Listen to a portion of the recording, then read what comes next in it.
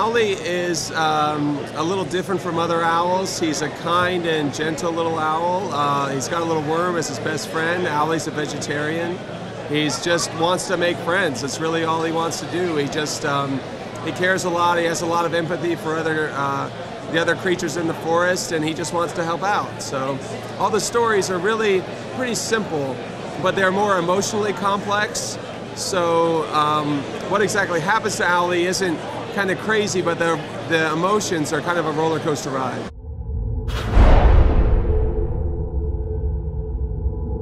The neatest thing about the Owly stories is that each one of them, the kernel of the story, is based on something that really happened to me. So like, I love to watch birds. I love to watch the hummingbirds, but then when they leave, I get sad, and that's the beginning of that. That's where I draw on those emotions when I'm drawing Owly. Like with Wormy, rescuing Wormy, when I live in Atlanta, Georgia, and the clay is really hard. That's the ground. There's no dirt. It's all clay, and when it rains, all of the earthworms have to get out of there because there's no oxygen in the ground. So they all just go onto the surface and they get washed into the street. And so I was walking and I saw all these little worms, and I had to kind of rescue them because what'll happen is they'll stop raining and then they'll just fry on the pavement.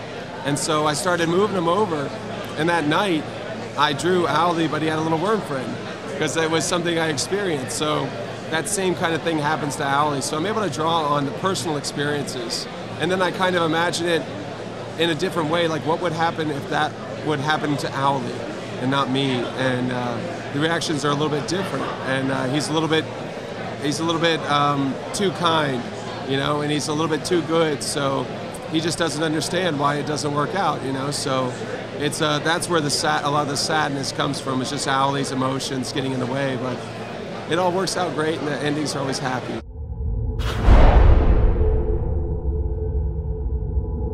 First one is kind of the origin of where Owly meets Wormy, and he kind of rescues him, and then he's got to try to take him home because Wormy was swept away from his house. He doesn't know where he lives.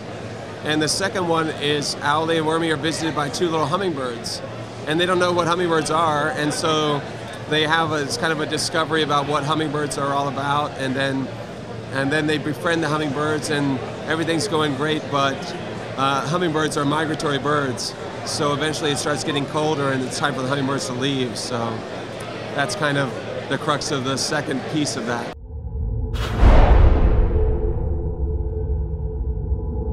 The latest one that just came out in November is called Owly, A Time to Be Brave.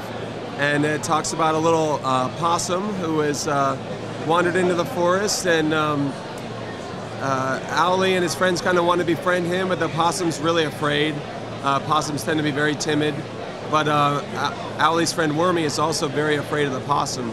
So there's kind of a mix there, and Owly has to come in and kind of smooth things over, but the possum's really afraid of Owly, so it's not as easy as he thinks it's going to be, and that's the whole story right there. I mean, it's whatever happens in that.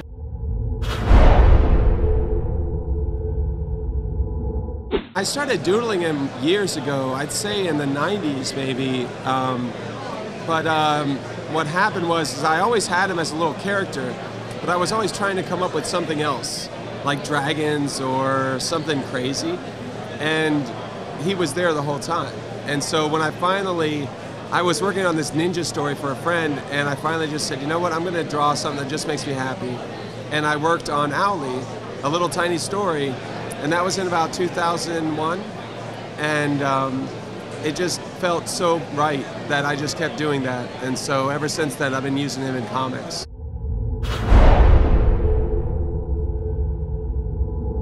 That's definitely me. I mean, that was actually the missing piece. It was like, I had Owly, but you know, it really works because that's the kind of thing he would do. He would never, all these little animals are his friends, he would never eat them, you know, so when I became a vegetarian, it was like the final piece of the puzzle that made Owly work for me, you know, and the little worm that he rescues eventually becomes his best friend, and they go on all these little adventures together, and he's not so lonely anymore, you know, so, and the little Wormy is kind of his little ambassador, you know, so the other animals know he's not going to be too mean when Wormy hangs out with him.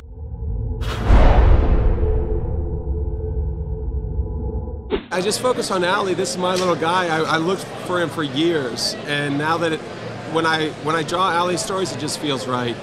It's just a perfect combination for me. It's a really relaxing, and it's funny because I used to try to draw all these other characters, and I can draw Owly doing whatever, and it's easy. But now I get a lot of people at conventions asking me to draw Owly dressed up as other characters, and I studied them so well that I can do it. Like, I can draw Owly in any costume pretty much at all, because I tried drawing almost every other kind of character. So Owly's the one for me, and it just fits, and it's just, that's the place I want to be, so I just focus on him.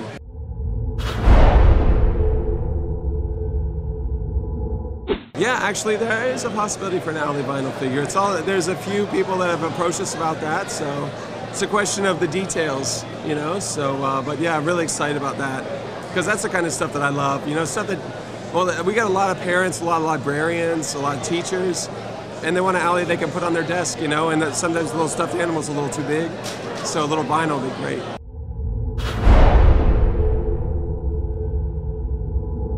I love Top Shelf. They're my favorite publisher. They were my favorite publisher before I did Owly. In fact, actually what happened was I discovered them at Dragon Con in Atlanta, which is where Chris Staros, half of Top Shelf, is based.